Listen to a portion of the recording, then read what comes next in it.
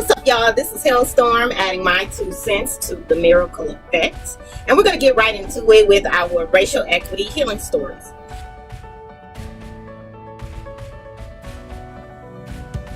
Today, the topic is going to be my earliest memory, which was, it wasn't a happy memory. It wasn't one of those memories where I was running around the house with my little brothers or, enjoying a birthday party or anything like that. My earliest memory, I had to be around 3 or 4 years old, I'm guessing. And we were in a very unique situation, so you'll probably hear me talk about my different mothers. I have 3 mothers. One is my biological mother, who had a severe mental illness. And then there was my stepmother, who raised me after my parents divorced. And she raised me, and she was around until she passed away.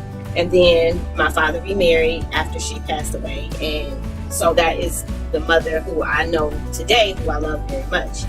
But I'm going to rewind back to my biological mother. And I do not know why in the world the judge would award her visitation rights.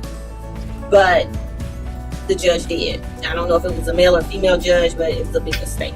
So every summer, I lived in Benton Harbor, Michigan, but every summer we had to go to visit my mother and stay at my maternal grandmother's house in the summertime. And so she would have us the whole summer. Now, she would have us the whole summer, but she didn't really spend any time with us. She was never there. And so our grandma nanny pretty much was the one who took care of us during that time. And so we were with my grandma all summer, as usual. And it was time to end visitation. And my mother decided to kidnap me. So, you're probably thinking, like, how does a mother kidnap her child? Well, the visitation time was over, but she took me and left my other sisters there. And so nobody knew where I was. All I remember was being in this huge house, and to me, it was like a mansion. But the problem was, it was a big house, but it was very unkempt. They had a huge roach problem, and I remember like a woman there who was possibly the maid, or in my mind she was the maid, maybe because she served the food. And there was a white man and there was a black man, and there was my mother. She was there, and she wasn't there long. I believe she ended up getting into an argument or something with somebody, and she just disappeared. And so just imagine my fear of being in some big house in Detroit and a white guy and a black guy. Matter of fact, the black guy disappeared too. I don't know if he disappeared with my mom or what, but the white guy was there, and he was really creepy. This really creepy guy. He would always bend down real low and to talk to me. And I guess eventually he said, you need a bath. And I figured, like, yeah, there's nothing wrong with the bath, but you're not giving it to me. So I would just, run from him whenever he would try to get me to take a bath. And he ended up catching me, and he ended up taking me to the bathroom, and the tub was full of roaches. And I was terrified. And he threw me in that tub full of roaches. And to this day, I cannot remember what happened during that bathing process. It's like maybe I blanked out. So afterwards, I just remember him teasing me. I just remember him, I remember being very, very afraid after that, very, very confused about the whole ordeal. And I remember him peeking around the corners and saying, "I got you, didn't I? I got you, didn't I?" And that really messed me up. I think that may have something to do with why I was very shy. And I was told that when I was picked up, I had no underwear. And I've heard that sometimes people can be traumatized, and they can be so traumatized that they actually forget what happens to them. But that was probably my first traumatic experience that I can actually recall, and I played it over and over in my head, and it's just a terrible experience. I think maybe that's why I'm shy, or have been somewhat shy. But I think about my mom's mental illness, and how could a judge do that? How could a judge give someone with a documented, mental illness, severe mental illness, custody of girls for the full summer?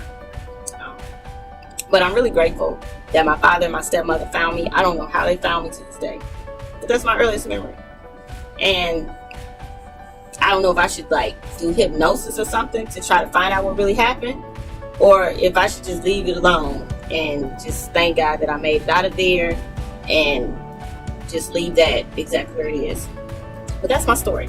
I wonder if anybody else out there has had a situation in which the story seems so traumatic that you forgot what happened, or you blanked out. Am I alone out there? Has anybody else experienced that? But that's my story. I really don't have a closing to that.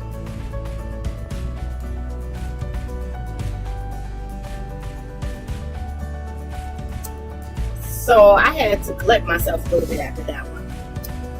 What happened after that was really nothing for a long time. It was a very long time before I told my parents, several years. And when I finally told them, they were in a place where they really couldn't do anything for me. They let me know that I waited too long.